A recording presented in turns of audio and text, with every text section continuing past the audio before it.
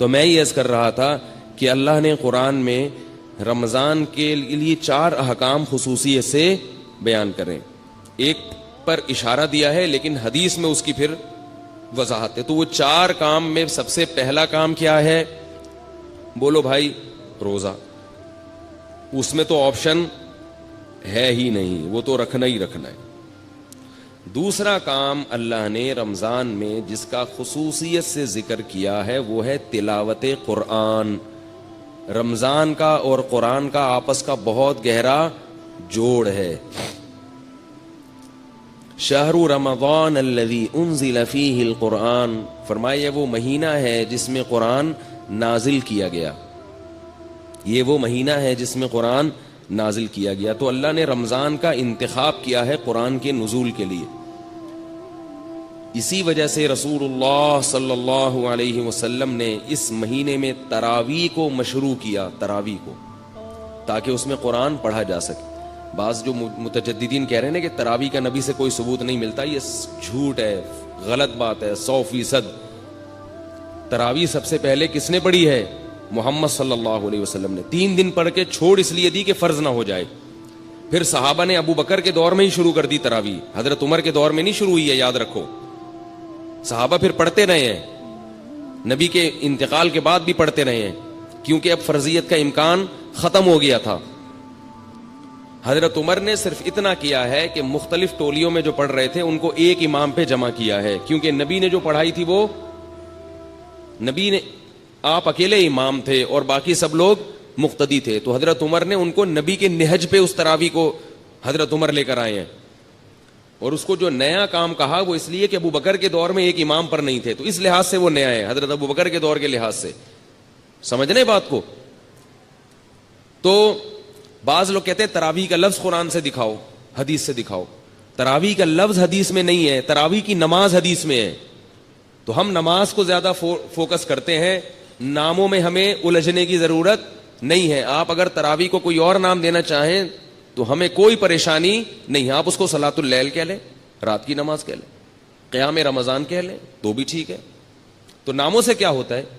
اور یہ تراویح ہم نے نام نہیں دیا، یہ اسلاف نے نام دیا ہے، تابعین نے نام دیا ہے تراویح کو. سمجھ رہے ہیں؟ یہ نام اس نماز کو کس نے دیا ہے؟ اسلاف نے. کیونکہ یہ عام تہجد سے، عام معمول سے ہٹ کے تھی، تو انہوں نے کہا اس کا نام کوئی الگ سے ہونا چاہیے. بعض لوگ کہتے ہیں پورے قرآن میں تراویح کا لفظ کہیں نہیں ملتا، نہ حدیث میں ملتا، لہذا یہ بدعت ہے. بھائی نام تو بہت سی چیزوں کا نہیں ملتا، وہ عمل اگر ملتا ہے تو وہ دیکھو. نماز جو ہم پڑھتے ہیں، اس نماز کا پورے قرآن اور حدیث میں کوئی تذکرہ ملتا ہے؟ بولو نا. نماز کے لفظ کا کوئی قرآن و حدیث میں تذکرہ، بولو نا بھائی، نہیں ملتا. اب کوئی نماز دکھاؤ، نہیں ہے، نہیں تو ہم بھائی نماز نہیں ہے، صلاۃ تو ہے نا. 5 نمازیں جو ہم پڑھتے ہیں اس عمل کا ثبوت ملتا ہے. اس کو نام ہم کچھ بھی دے دیں، عربی میں اس کو صلاۃ کہتے ہیں، قرآن نے اس کو صلاۃ کہا، اردو میں ہم اس کو کیا کہتے ہیں؟ نماز کہتے ہیں. تو نام چینج کرنے سے کچھ نہیں ہوتا. اگر وہ عمل ہمیں مل رہا ہے تو ہم اس کو اپنی آسانی کے لیے کوئی بھی نام دے سکتے ہیں. اب میں کہیں تقریر کر رہا ہوں، 5 نمازیں فرض ہیں. اب کوئی جناب پروفیسر صاحب اٹھ کے کہیں گے نماز تو قرآن میں کہیں ہے ہی نہیں، تو میں کہوں یہ جو فجر ہم نے 2 رکعتیں پڑھی ہیں یہ ہے یا نہیں؟ کہہ رہے یہ 2 رکعتیں تو ہیں مگر نماز نہیں ہے. میں نے کہا پھر کیا ہے؟ وہ کہا یہ تو صلاۃ ہے. کہ اچھا بھائی ناموں میں جھگڑا ہے، تم اس کو صلاۃ کہہ دو یار. ہم چونکہ اردو اسپیکنگ ہیں، ہماری زبانوں پہ کیا چڑھا ہوا ہے؟ بولو نا، نماز چڑھا ہوا ہے. تو بھائی نبی صلی اللہ علیہ وسلم سے رمضان میں الگ سے جماعت کے ساتھ 3 دن تراویح پڑھانا ثابت ہے، لیکن اس کو آپ نے تراویح کا نام نہیں دیا. ابو بکر رضی اللہ نے بھی اس کو تراویح کا نام دیا، حضرت عمر نے بھی نام نہیں دیا. لیکن ایک نماز بہرحال اس کا وجود اور ثبوت ہو گیا. اب جب ہو گیا تو پھر اسلاف نے آسانی کے لیے اس کو الگ نام دے دیا، کیونکہ وہ الگ نوعیت کی نماز تھی. تہجد کی نماز جماعت سے نہیں پڑھی جاتی. نفل نماز میں لوگوں کو بلا کے اکٹھا کر کے اتنی بڑی جماعت قائم کرنا بدعت ہے. یاد رکھو، نماز میں جو کام نبی نے انفرادی کیا وہ انفرادی کرنا پڑے گا، اور جو اجتماعی کیا وہ اجتماعی کرنا پڑے گا. اجتماعی کو انفرادی اور انفرادی کو اجتماعی نہیں کر سکتے آپ. فجر کی 2 سنتیں جو نبی نے پڑھی ہیں اجتماعی پڑھی ہیں یا انفرادی پڑھی ہیں؟ بولو نا بھائی. انفرادی. اب اگر آپ کہیں میں 2 سنتیں جماعت سے پڑھوں گا, بدعت بن جائے گا کہ نہیں بن جائے گا؟ تو رمضان میں نبی صلی اللہ علیہ وسلم نے یہ جو نوافل تھے یہ جماعت سے پڑھے ہیں, جبکہ عام دنوں میں تہجد آپ صلی اللہ علیہ وسلم جماعت کا اہتمام نہیں کرتے تھے. اگر جماعت ہوتی بھی تو 1-2 صحابی آگے کھڑے ہو گئے.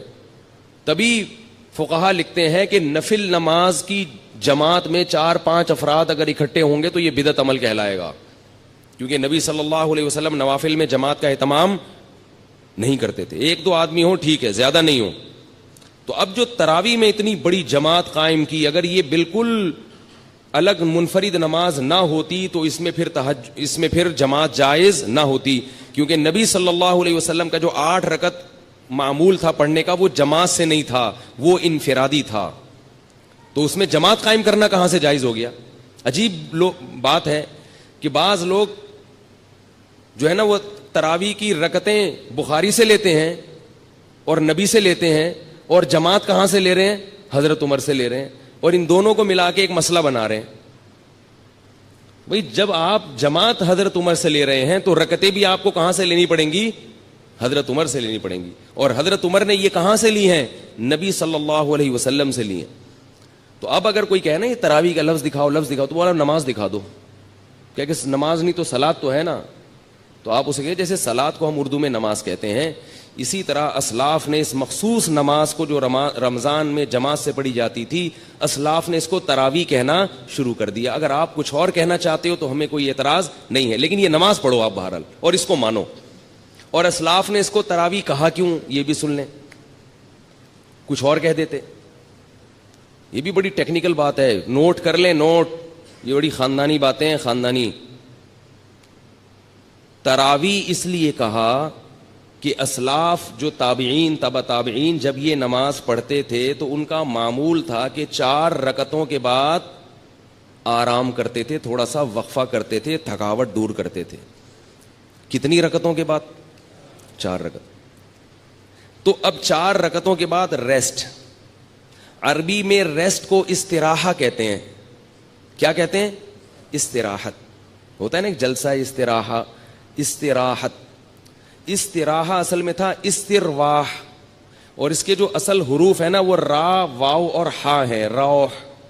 اسی سے مروحہ ہے, پنکھا, مروحہ, را واو ہا آ رہا ہے نا. پنکھا کیا کرتا ہے؟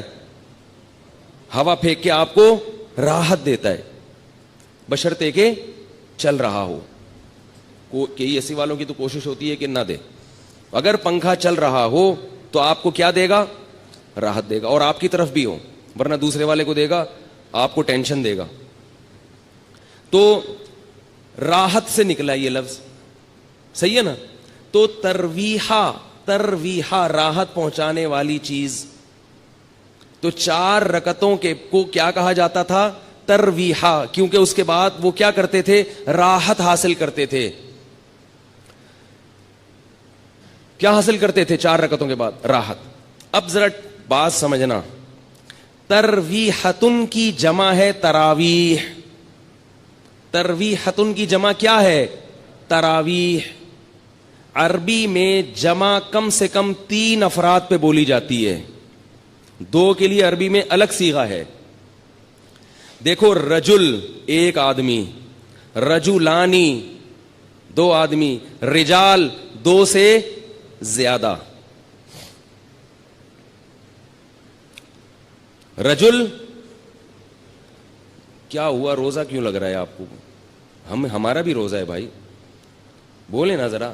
رجل ہمارے بھی روزہ ہے. آپ ہمارے سامنے یہ نہ بتائیں کہ صرف آپ کو روزہ لگتا ہے, سب مسلمان ہیں. رجل 1 آدمی, رجلانی 2 آدمی, رجال بہت سارے یعنی 2 سے زیادہ, وہ کہیں کچھ بھی ہو سکتے ہیں. ترویحتن 1 ترویحہ یعنی 4 رکعتیں. ترویحتانی 2 ترویحیں یعنی 8 رکعتیں. تراویح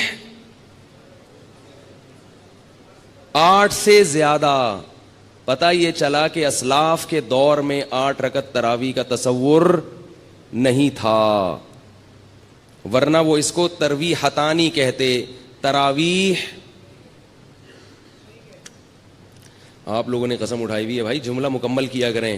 اگر وہ 8 رکعتیں کا معمول ہوتا اسلاف میں تو وہ اس کو ترویحتانی کہتے، تراویح نہیں کہتے. مصنف ابن ابی شیبہ کی روایت ہے، جا کے دیکھ لیں. اور مزے کی بات یہ کہ عربی میں جمع کی 2 قسمیں ہیں، ایک جمع قلت اور ایک جمع کثرت. جمع قلت کہا جاتا ہے 9 تک کے افراد، اور جمع کثرت اس سے بھی زیادہ. تو تراویح کا مطلب 3 تراویحوں سے زیادہ. 12 رکعتوں کو بھی نہیں کہہ سکتے آپ، الا یہ کہ اس میں تساموں سے کام لیں، ورنہ اصل کیا ہے کہ تراویح کا مطلب بہت سارے تراویح، بہت سارے تراویح. تو اس لیے کم سے کم تراویح کی مقدار، یعنی اس لفظ جو ہے نا، یہ کم سے کم جن افراد پہ صادق آ رہا ہے وہ 12 رکعتیں کم سے کم، اور یہ لفظ بتا رہا ہے کہ وہ 12 سے بھی زیادہ ہیں. تو یہ لفظ خود انکار کر رہا ہے کہ تراویح 8 رکعتیں نہیں ہو سکتی. یہ اسلاف ورنہ اس کو یہ نام نہ دیتے. رہی وہ حدیث موطا امام مالک کی کہ جس میں آتا ہے کہ حضرت عمر نے 8 رکعتیں اور 3 وتر پڑھائے ہیں، وہ حدیث ضعیف ہے.